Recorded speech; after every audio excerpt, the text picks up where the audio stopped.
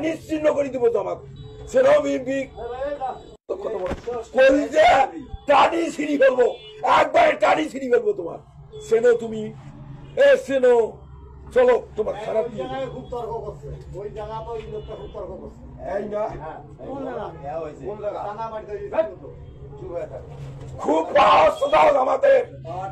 একবারে নিশ্চিন্ন করে দিব জামাত কি বালের কথা বলো তুমি সেটাও বিএনপি